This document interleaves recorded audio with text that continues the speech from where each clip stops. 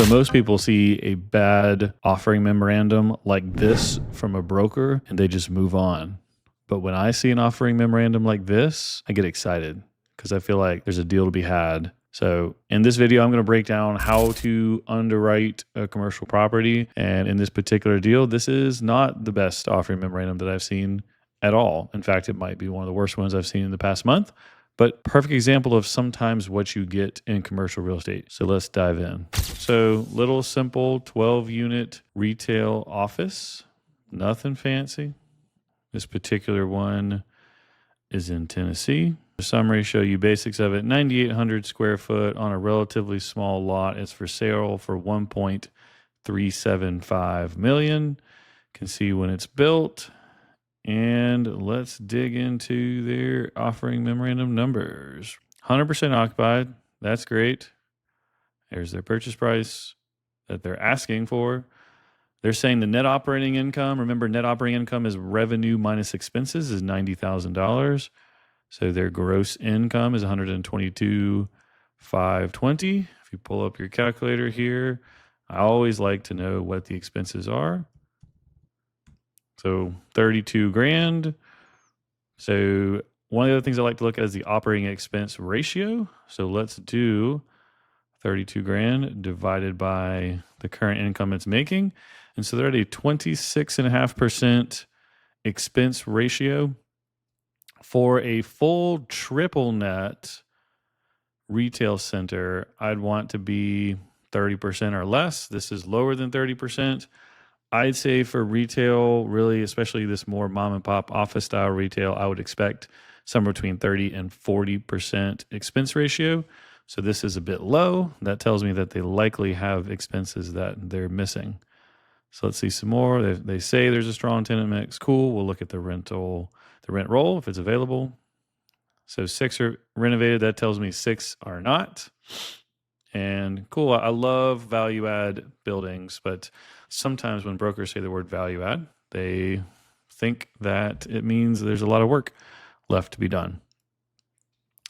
So something that's not great in the retail world is 9 of these 12 units are month-to-month tenants.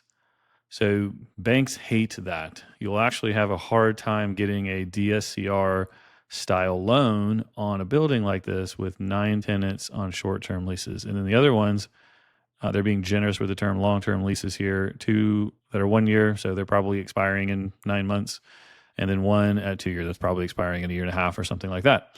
So you don't have a lot of runway on this property. So I guarantee you if I took this to a local bank DSCR lender, they might tell me something along the lines of that they would only give me a loan that I have to re-up in 1 to 2 years, which that's not a great scenario to get in. You can find some DSCR lenders that are willing to lend on a multi-tenant building like this with month-to-month tenants. I have a couple office buildings that are primarily month-to-month or 1-year lease style tenants, but those buildings have 20 to 35 tenants in them.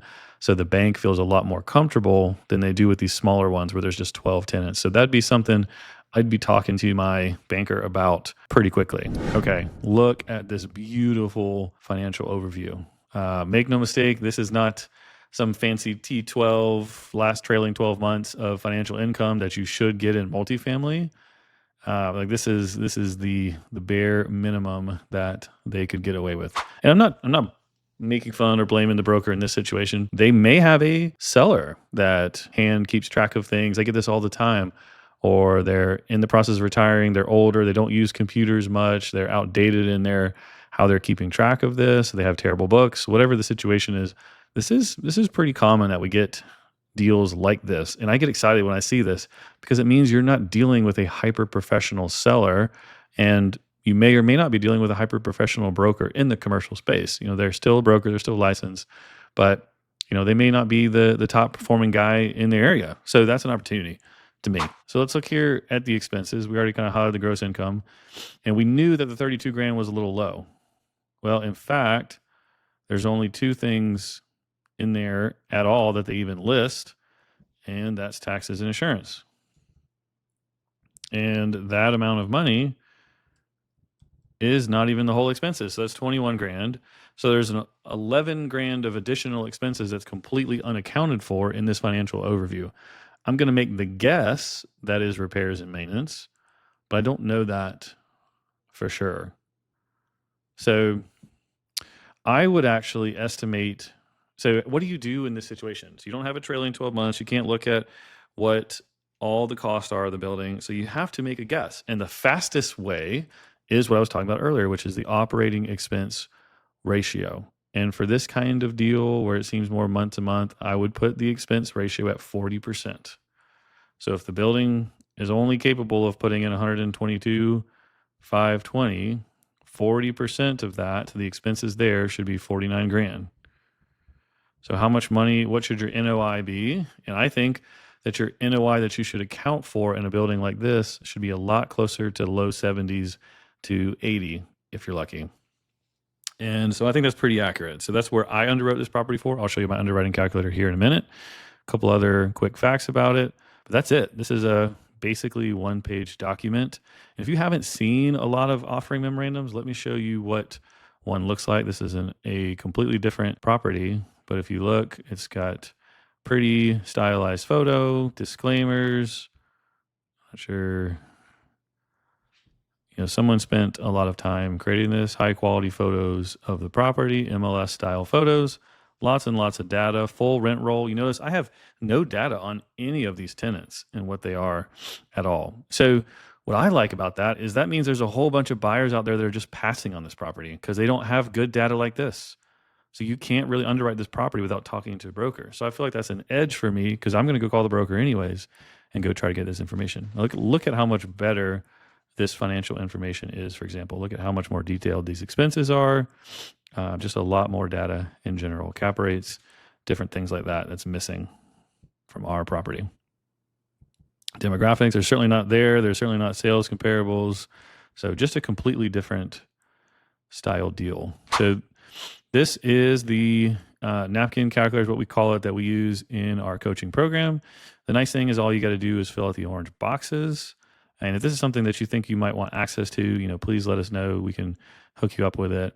But basically, all you got to do, I always start in the middle, fill out what the person wants. And you can see this student put the asking price down here in the comments. But I'm going to start with it and come back to the price that you see here. Oops, I always do too many zeros. There's the square footage, rehab costs. Always throw something in there, even if you think it's in pretty good shape. I mean, you saw the exterior of it. Could definitely use a paint job. I have no interior photos, which is also another issue that I have with this listing. But assume some work there. And then really up here, this is the revenue side of things. So we plugged in what it's making right now. It's making 10 grand a month. And we looked at market rent. I'll show you one of the ways that we looked at market rent here in a minute.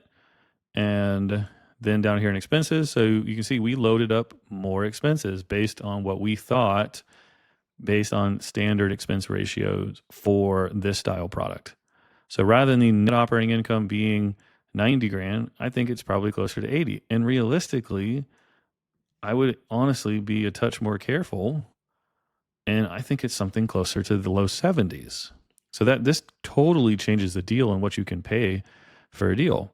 But the reason I built this calculator and why I like it is because it auto spits out. What if I went and got a loan at 25% down on this property at kind of current market interest rates? What would that look like? And if you paid what the seller wants you to, you'd be paying 88 grand a year in debt service. So he'd basically say, please come buy my building for the privilege of losing almost 15 grand a year. So is that something you're going to do? And the answer is, absolutely not. So I think this is a perfect deal example that shows the state of commercial real estate right now, which don't despair. I really like it where it's at right now because you can't just go browse Crexi, CoStar, MLS, LoopNet, whatever you have access to and make a deal happen. You got to get on the phone and find who's motivated to make a deal happen because most deals, this is the classic scenario we get into. The asking price is just too high based on the current bank data of the situation that we're in. So you just can't pay a 6.5% interest rate on almost $1 million and make it make sense at the cash flow that this building is making. What I also like about this calculator is it has current and projected. So right now we think the building is making this 74 grand a year, but we think there's a potential for it to get more. And this is how we buy all of our buildings. I call this economic value add. And remember, we had 9 month-to-month tenants here. I guarantee you most of those tenants are under rented. So our plan would be to go in, have the tenants know and like us as a landlord, and when it makes sense, and have that conversation with each of them, raise their rent to market rent as much as possible. So what is market rent? Well, first off, what are they paying right now? Actually, you can see, here it is right here, 12. So it's about 12.50. So one of the things that I really love about CoStar that it has access to is it can pull local lease data. It is not perfect, but it'll show you down here all the different properties that it's pulling to get that data. I like to click into each one of these individually and make sure they are properties very similar to my property. But you can see in general, it's saying kind of high teens. So when we were underwriting this, we were saying, I think there's a chance to get this thing to 18. Now, what you have to ask yourself as the buyer, if you're going to buy based on that fact, is how likely is that to happen? And you want the answer to be, I am certain of that, or I'm as certain as I can be about that. You don't want it to be a hope and a dream. You want it to be something that you can make reality. So based on that thesis, we could turn the current annual revenue, the rent, from 122 potentially up to 176. In that scenario, the expenses should stay relatively the same. Just for completion's sake, we'll have it be the same number. And you can see here that you have the chance in this building to raise the NOI about 50 grand, which is great. This is the kind of building that I'm truly looking to buy. So you can see we take it from negative 15 grand a year to making almost 40 grand a year if we can do that. Now, I'm still not paying 1.325 million because I don't want to own it in this scenario. What if I can never raise it? But what I start to do is play around with at what number does it start to make sense? And for me, somewhere around here starts to make a lot of sense. So why is that? Because I'm not losing money right out of the gate, which is always great. I don't want to start off negative cash flow if I can help it.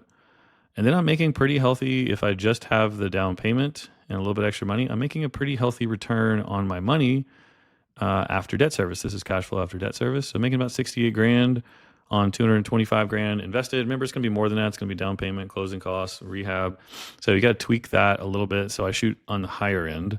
And the other thing, the reason I shoot on the higher end is what if we don't get $18 a square foot market rent? What if we only get 15? Well, what happens then? Well, see how dramatic that affected the deal? I mean, it's still a decent deal, but it went from being a home run to just an okay deal. Now, if you can't get any better than 1250, you should not buy this deal. But I think that that's unlikely. I think it's pretty likely that you can get this at least to 15, but I do think closer to 18 is reality there.